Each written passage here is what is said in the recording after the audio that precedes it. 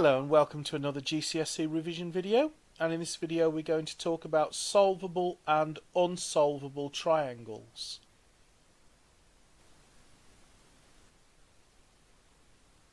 Now the minimum information required to solve a triangle is the same as the minimum information we need to prove congruence, which we've already talked about in the last video.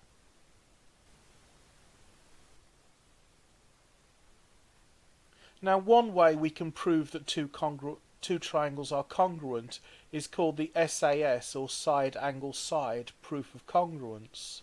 And if we have two lengths and the angle between the two lengths, then we know the triangle is solvable by that SAS rule.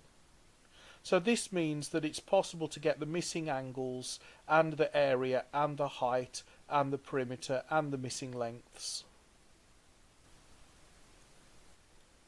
Another proof of congruence is the SSS, or side-side-side proof of congruence. So if we're given all three sides, then the triangle is perfectly solvable. Another rule is the ASA, or angle-side-angle proof of congruence. So again, if we're given two angles and a connecting length, then the triangle is perfectly solvable. And then there's the AAS, or angle-angle-side proof of congruence. So if we have two angles and any other side, then we have enough information to solve the triangle. And lastly, if we have a right-angle triangle, then just having the hypotenuse and any other side is enough to prove congruence. And this is called the RHS, or right angle hypotenuse side proof of congruence. If we have the hypotenuse and either of the other sides of a right angle triangle, then we have enough information to solve the triangle. Pythagoras' theorem tells us that the hypotenuse squared is equal to the sum of the squares of the other two sides. So if we have the two legs of a right angle triangle, then that also is enough to show that the triangle is solvable, but we've already covered that under the side angle side rule. Okay, so we're given a right angle triangle, and one of the legs is 3 units and one of the legs is 4 units, and we're asked, do we have enough information to solve this triangle?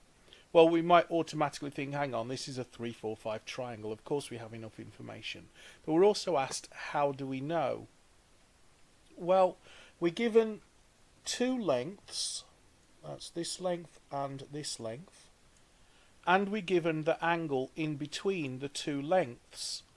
So we know that this triangle is solvable by the side angle side rule.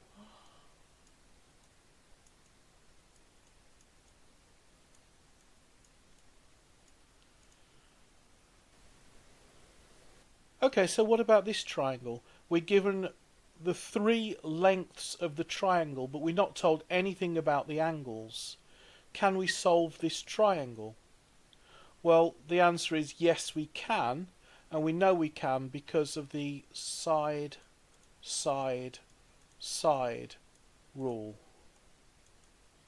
So yes, there's only one possible triangle that can be constructed to these dimensions. So we can, given enough knowledge of trigonometry, work out the missing angles, the area and the height. Okay, so this time we're given all 3 angles but none of the sides, and we're asked, is this triangle solvable and how do we know? Well, in this case, with all 3 angles, we're looking at angle, angle, angle, which is not a valid proof of congruence.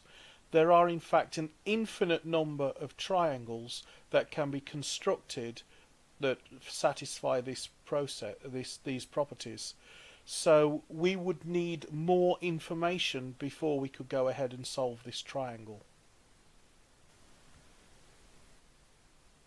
Okay, in this example we're given two angles and the length in between them, and we're asked, is this triangle solvable, and how do we know?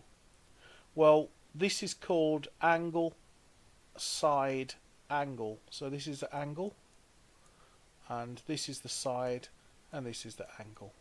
So by ASA rule, we know that this triangle is solvable.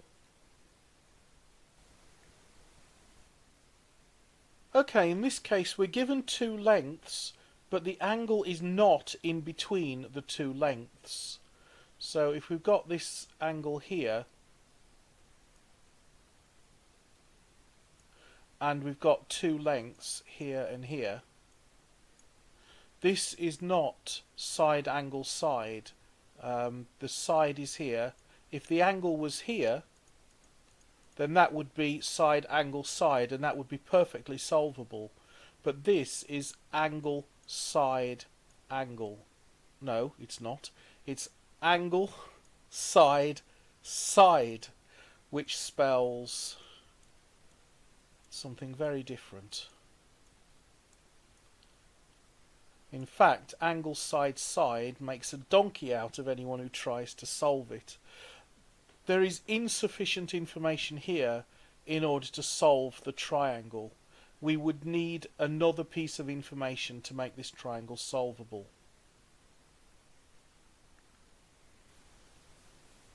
Okay, so in this example of an angle side side triangle, we're asked, is this triangle solvable?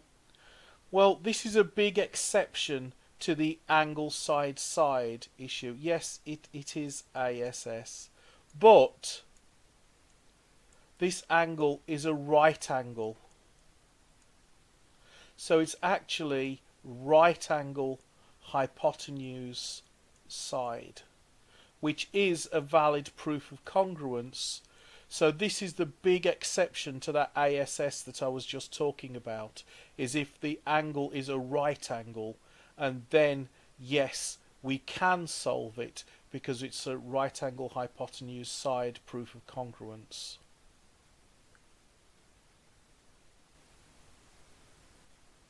Okay, I hope you found that video helpful. If you did, don't forget to like, comment and subscribe. If you are taking your exams this year, I'd like to wish you all the best with your revision and all the best with your exams. And I look forward to seeing you in the next